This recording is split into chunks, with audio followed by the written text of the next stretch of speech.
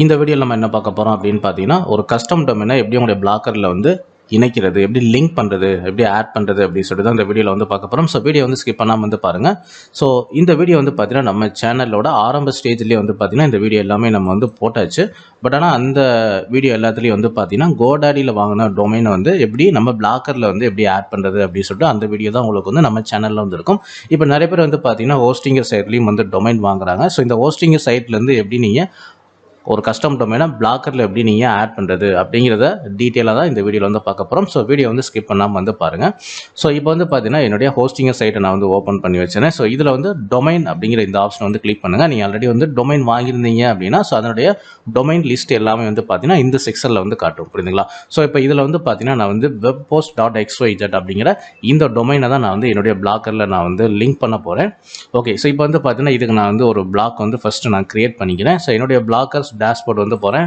So இதில் போயிட்டு new black அப்படின்னு சொல்லிட்டு ஆப்ஷனை கிளிக் பண்ணி ஸோ இதுக்கு தனியாக வந்து நான் ஒரு பிளாக் வந்து ஃபஸ்ட் நான் வந்து க்ரியேட் பண்ணிக்கிறேன். ஓகே, ஸோ வெப் போஸ்ட்னே நான் வந்து க்ரியேட் பண்ணேன். ஸோ வெப் போஸ்ட் 360 ஓகே அவைலபிளாக இருக்குன்னு நினைக்கிறேன். ஓகே, ஸோ வெப் போஸ்ட் 360 அப்படின்னு சொல்லிட்டு ஒரு பிளாக் வந்து நான் வந்து க்ரியேட் பண்ணிடுறேன்.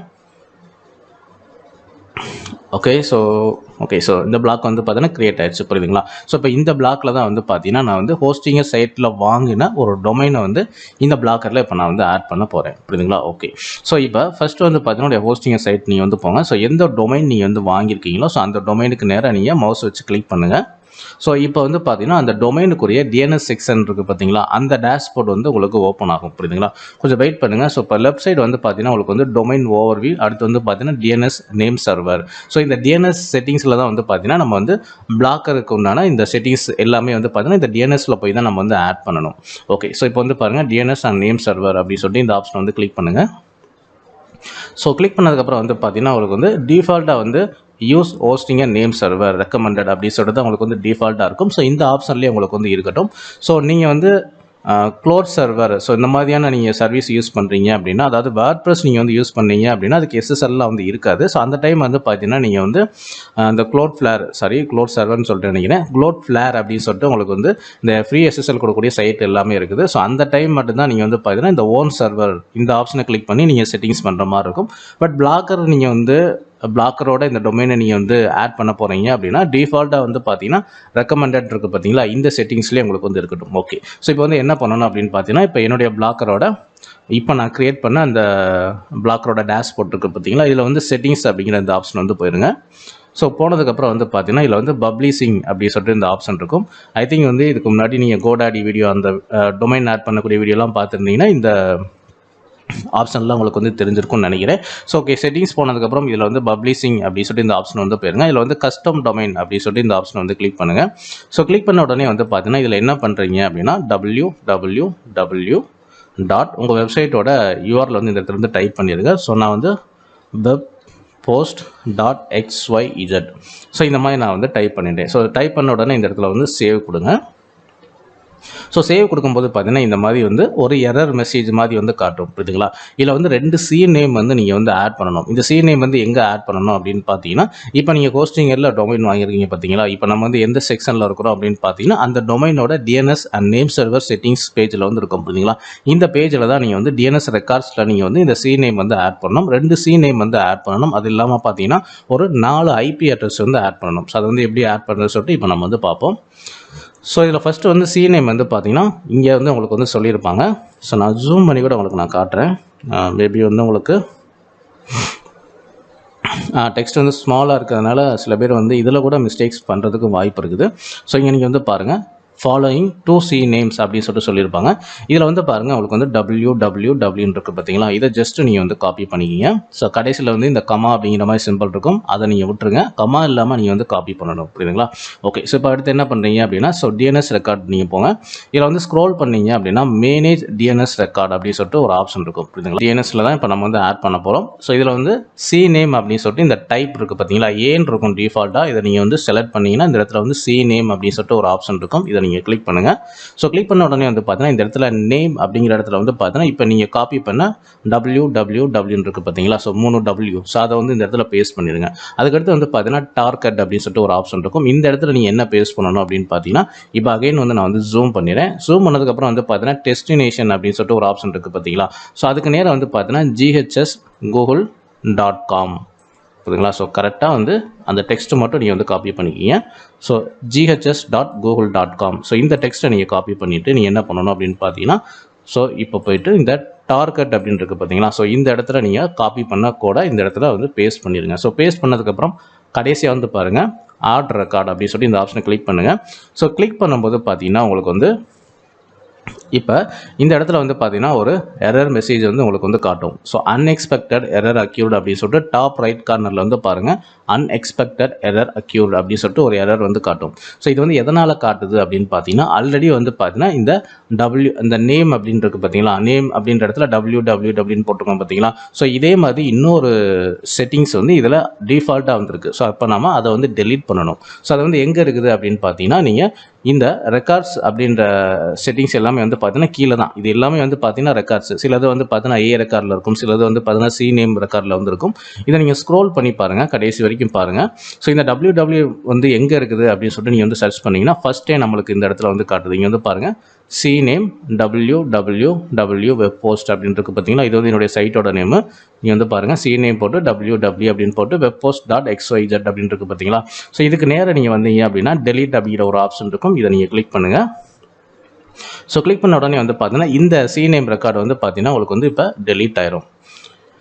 ஸோ இப்போ வந்து டெலீட் ஆகக்கூடிய ப்ராசஸிங் வந்து நடந்துருக்கு. ஸோ இப்போ வந்து பாருங்கள் மேலே டாப் ரைட் கார்னரில் வந்து பார்த்தீங்கன்னா டிஎன்எஸ் ரெக்கார்ட் டெலீட்டட் சக்ஸஸ்ஃபுல்லி அப்படின்னு வந்துருச்சு. ஸோ இப்போ நீங்கள் என்ன பண்ணுறீங்க அப்படின்னா இப்போ நம்ம டிஃபால்ட்டாக ஏற்கனவே வந்து இந்த கோடு எல்லாமே டைப் பண்ணி வச்சுருக்கோம் பார்த்தீங்களா. ஸோ இதுக்கு முன்னாடி நம்ம கிளிக் பண்ணப்போ ஆட் ஆகலை. ஸோ அகெயின் வந்து இப்போ நீங்கள் வந்து கிளிக் பண்ணுங்கள். இப்போ வந்து இந்த கோடு ஆட் ஆயிரும். ஸோ ஆட் ஆனதுக்கப்புறம் வந்து டாப் ரைட் கார்னரில் வந்து பாருங்கள் உங்களுக்கு வந்து சக்ஸஸ்ஃபுல்லாக ஆட் ஆயிடுச்சு அப்படின்னு சொல்லிட்டு அந்த மெசேஜ் வந்து காட்டும். இங்கே வந்து பாருங்கள் டிஎன்எஸ் ரெக்கார்ட் கிரியேட்டட் சக்ஸஸ்ஃபுல்லி. ஓகேங்களா. ஓகே, இப்போ வந்து ஒரு சி நேம் வந்து நம்ம ஆட் பண்ணிட்டோம். இதே மாதிரி இன்னொரு சி நேம் வந்து நம்ம ஆட் பண்ணணும். ஸோ அகெயின் வந்து இந்த இடத்துல நான் ஜூம் பண்ணிக்கிறேன். ஸோ செகண்ட் சி நேம் வந்து பார்த்தீங்கன்னா அகெயின் வந்து இந்த இடத்துல நேம் அப்படின்றது பார்த்தீங்களா. ஸோ இதுக்கடுத்து வந்து பார்த்தீங்கன்னா ஒரு கோடு வந்து கொடுத்துருப்பாங்க. ஸோ இந்த கோடை நீங்கள் வந்து அப்படியே காப்பி பண்ணிக்கிங்க. இதுவுமே நீங்கள் வந்து சி நேமில் தான் நீங்கள் வந்து காப்பி பண்ணதை பேஸ்ட் பண்ணணும். ஸோ அகெயின் வந்து டிஎன்எஸ் செட்டிங்ஸ் வந்து போங்க.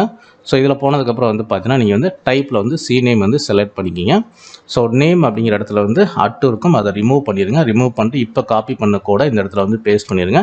தென் டார்கெட் அப்படிங்கிற இடத்துல வந்து பார்த்தீங்கன்னா எந்த கோடு பேஸ்ட் பண்ணணும் அப்படின்னு பார்த்தீங்கன்னா இந்த பேஜை நான் வந்து ஜூம் பண்ணிடுறேன். இதில் வந்து டெஸ்டினேஷன் அப்படின்றது பார்த்தீங்களா. ஸோ இந்த ரெண்டாவது கோடை வந்து அப்படியே ஃபுல்லாக வந்து காப்பி பண்ணிடுங்க.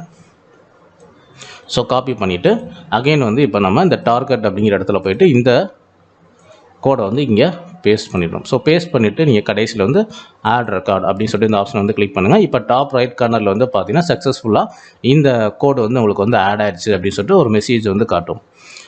ஓகே, இப்போ டாப் ரைட் கார்னர் வந்து பாருங்கள், இங்கே வந்து பாருங்கள் DNS record created successfully. Okay, இப்போ 2 சி நேமில் வந்து நம்ம ஆட் பண்ணியாச்சு. இதுக்கடுத்து என்ன பண்ணணும் அப்படின்னு பார்த்தீங்கன்னா ஐபி அட்ரஸ் வந்து நம்ம ஆட் பண்ணணும். இந்த ஐபி அட்ரஸ் வந்து எங்கே இருக்கும் அப்படின்னு பார்த்தீங்கன்னா அகெயின் இந்த பேஜ் வந்து நீங்கள் ஜூம் பண்ணீங்க அப்படின்னா கீழே வந்து HTTPS அப்படின்னு சொல்லிட்டு ஒரு கோடு ஸ்டார்ட் ஆகுதுங்களா, ஒரு URL மாதிரி கொடுத்துருக்காங்களா, இது வந்து அப்படியே வந்து செலக்ட் பண்ணுங்கள்.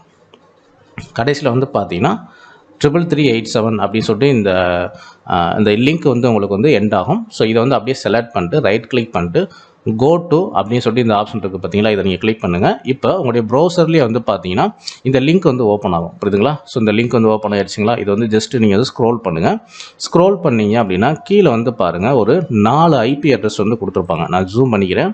இங்கே வந்து பாருங்கள் add this for a records அப்படின்னு சொல்லியிருக்காங்க. ஸோ இது வந்து பார்த்தீங்கன்னா இந்த 4 ஐபி அட்ரஸுமே நீங்கள் வந்து ஏ ரெக்கார்டில் வந்து ஆட் பண்ணணும் அப்படிங்கிற மாதிரி வந்து சொல்லியிருக்கிறாங்க. ஓகே, இப்போ வந்து பார்த்தீங்கன்னா நம்ம வந்து ஃபஸ்ட்டு ஐபி அட்ரஸை இதை வந்து காப்பி பண்ணிடுவோம். ஸோ நம்ம இப்போ காப்பி பண்ணியாச்சு. இதை வந்து நீங்கள் எங்கே ஆட் பண்ணணும், அதே டிஎன்எஸ் ரெக்கார்டில் போய் தான் நீங்கள் வந்து ஆட் பண்ணணும். பட் இதை வந்து நீங்கள் வந்து எந்த ரெக்கார்டில் வந்து ஆட் பண்ண சொல்லியிருக்காங்க, ஏ ரெக்கார்டு. ஸோ டிஃபால்ட்டாக வந்து பார்த்தீங்கன்னா உங்களுக்கு வந்து ஏ ரெக்கார்டு தான் இருக்குது. இந்த நேம் அப்படிங்கிற இடத்துல வந்து பார்த்தீங்கன்னா உங்களுக்கு வந்து டிஃபால்ட்டாக அட்டு இருக்கும். ஸோ அதே வந்து இருக்கட்டும், நீங்கள் எதுவும் சேஞ்ச் பண்ண வேணாம். இந்த பாயிண்ட்ஸ் டூ அப்படிங்கிற இடத்துல வந்து பார்த்தீங்கன்னா இந்த ஐபி அட்ரஸை வந்து பேஸ்ட் பண்ணிடுங்க. ஸோ பேஸ்ட் பண்ணிவிட்டு மறுபடியும் இந்த இடத்துல போய்ட்டு ஆட் ரெக்கார்டு அப்படின்னு சொல்லிட்டு இந்த ஆப்ஷன் வந்து கிளிக் பண்ணுங்கள். அகைன் இது வந்து கரெக்டாக உங்களுக்கு ஆட் ஆயிடுச்சா என்னன்னு சொல்லிட்டு டாப் ரைட் கார்னரில் உங்களுக்கு வந்து மெசேஜ் வந்து காட்டும். So DNS record created successfully.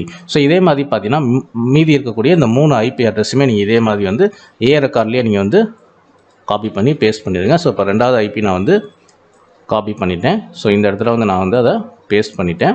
So இப்போ வந்து ஆட் ரெக்கார்ட் கொடுக்குறேன். ஸோ இங்கே வந்து சக்ஸஸ்ஃபுல் அப்படின்னு சொல்லிட்டு மெசேஜ் வரும். அது வரைக்கும் வெயிட் பண்ணுங்கள். புரியுதுங்களா? ஸோ அவசரப்பட்டு நீங்கள் வந்து பேஜை ரிஃப்ரெஷ் எதுவும் பண்ணாதீங்க. ஸோ 2வது ஐபி அட்ரஸ் நம்ம பேஸ்ட் பண்ணியாச்சு. ஸோ இப்போ வந்து 3வது ஐபி அட்ரஸ் வந்து காப்பி பண்ணியாச்சு. ஸோ அகெயின் வந்து டிஎன்எஸ் செட்டிங்ஸ் வந்து போங்க. ஸோ இந்த ஐபி அட்ரஸை நீங்கள் வந்து ரிமூவ் பண்ணிட்டு இப்போ காப்பி பண்ண ஐபி அட்ரஸை ஆட் பண்ணிவிட்டு இந்த இடத்துல ஆட் ரெக்கார்ட் அப்படின்னு சொல்லிட்டு இந்த ஆப்ஷன் வந்து கிளிக் பண்ணுங்கள்.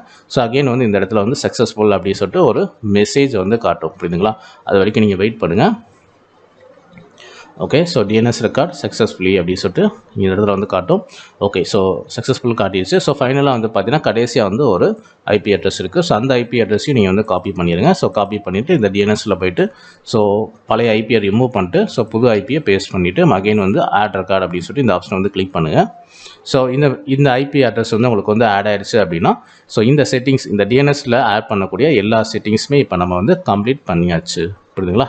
ஸோ கம்ப்ளீட் பண்ணியாச்சு. இப்போ என்ன பண்ணுறீங்க அப்படின்னா பிளாக்கரோட இந்த செட்டிங்ஸ் பேஜ் வந்துடுங்க. ஸோ இதில் போய்ட்டு நீங்கள் வந்து சேவ் அப்படின்னு சொல்லிட்டு இந்த ஆப்ஷன் வந்து கிளிக் பண்ணுங்கள். ஸோ கிளிக் பண்ண உடனே சில பேருக்கு வந்து இந்த செட்டிங்ஸ் வந்து உடனே இந்த மாதிரி வந்து சேவ் ஆகும், சில பேருக்கு வந்து சேவ் ஆகாது. ஸோ நீங்கள் என்ன பண்ணுறீங்க, சேவ் ஆகலை அப்படின்னா ஜஸ்ட் அது வந்து நீங்கள் கேன்சல் கொடுத்துட்டு அகெயின் வந்து நீங்கள் வந்து சேவ் அப்படிங்கிற பட்டன் வந்து கிளிக் பண்ணுங்கள். அதே பேஜ் ஓப்பன் ஆகும். நீங்கள் வந்து சேவ் அப்படிங்கிற பட்டனை கிளிக் பண்ணால் உங்களுக்கு வந்து சேவ் ஆகிடும். ஸோ இப்போ வந்து பாருங்கள், இதில் அடுத்து நீங்கள் என்ன செட்டிங்ஸ் வந்து பண்ணணும் அப்படின்னா இந்த டிஎன்எஸில் வந்து செட்டிங்ஸ் பண்ணக்கூடிய எல்லா செட்டிங்ஸ் நீங்கள் முடிச்சாச்சு. புரியுதுங்களா? இதுக்கப்புறம் நீங்கள் வந்து எந்த ஒரு செட்டிங்ஸுமே இதில் போய் ஆட் பண்ணணும்னு அவசியம் வந்து கிடையாது. ஸோ டெலீட் பண்ணணும் அப்படிங்கிற அவசியம் வந்து கிடையாது. புரியுதுங்களா? ஸோ இந்த பேஜை நீங்கள் வந்து க்ளோஸ் பண்ணணும்னாலும் நீங்கள் பண்ணிக்கலாம். ஓகே, அடுத்து இந்த பிளாக்கர் செட்டிங்ஸில் தான் உங்களுக்கு வந்து ஒர்க் வந்து இருக்குது. இதில் வந்து என்ன ஒர்க் உங்களுக்கு இருக்குது அப்படின்னு பார்த்தீங்கன்னா இப்போ நம்மளுக்கு வந்து டொமைன் வந்து சக்ஸஸ்ஃபுல்லாக ஆட் பண்ணிட்டோம். ஸோ இப்போ இந்த டேஷ்போர்டு பேஜ் இருக்குது பார்த்தீங்களா, இதை வந்து ரிஃப்ரெஷ் பண்ணுங்கள். ஸோ ரிஃப்ரெஷ் பண்ண உடனே வந்து பார்த்தீங்கன்னா இந்த ரீடைரக்ட் டொமைனில் வந்து பார்த்தீங்கன்னா உங்களுக்கு இப்போ செட்டிங்ஸ் வேறு மாதிரி வந்து காட்டும். ஓகே, நான் அகைன் வந்து இந்த பப்ளிஷிங் அப்படிங்கிற அந்த பேஜ் நான் வந்து மேலே வந்துடுறேன். இங்கே வந்து பாருங்கள் webpost.xyz to www.webpost.xyz. ஸோ இது வந்து பார்த்தீங்கன்னா உங்களுக்கு வந்து டிசபிளில் இருக்குது. இதை வந்து எனபிள் பண்ணுங்கள். ஸோ எனபிள் பண்ணிவிட்டு ஸோ கீழே வந்து பாருங்கள் செட்டிங் சேவ்டு சக்ஸஸ்ஃபுல்லி அப்படின்னு சொல்லிட்டு ஒரு மெசேஜ் வரும். அகெயின் இந்த பேஜை வந்து ரிஃப்ரெஷ் பண்ணுங்கள். ஸோ அகெயின் வந்து இப்போ பப்ளிஷிங் அப்படின்ற ஆப்ஷன் வந்து போங்க.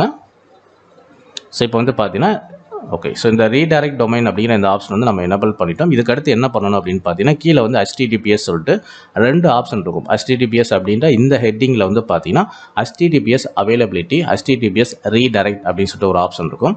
இதில் HTTPS அவைலபிலிட்டி அப்படிங்கிற இந்த ஆப்ஷனை நீங்கள் வந்து எனபிள் பண்ணணும். ஸோ இதை நீங்கள் எனபிள் பண்ணிட்டீங்கன்னா கீழே வந்து ஆட்டோமேட்டிக்காக வந்து இந்த மாதிரி அதாவே எனபிள் ஆகும். புரியுதுங்களா? ஸோ இதில் வந்து என்ன ஸ்டேட்டஸ் காட்டும் அப்படின்னு பார்த்தீங்கன்னா HTTPS அவைலபிலிட்டி அப்படிங்கிற இந்த செக்ஷன் கீழே வந்து ஸ்டேட்டஸ் வந்து அன்னோன் அப்படின்றத காட்டும். HTTPS ரீடைரக்டில் வந்து பார்த்தீங்கன்னா இந்த செக்ஷன் வந்து உங்களுக்கு வந்து ஆக்டிவ் ஆனதுக்கப்புறம் தான் இந்த செக்ஷன் வந்து உங்களுக்கு ஒர்க் ஆகும் அப்படிங்கிற மாதிரி வந்து சொல்லியிருப்பாங்க. ஸோ இப்போ என்ன பண்ணீங்கன்னா நீங்கள் வந்து பேஜ் ரிஃப்ரெஷ் பண்ணுங்கள்.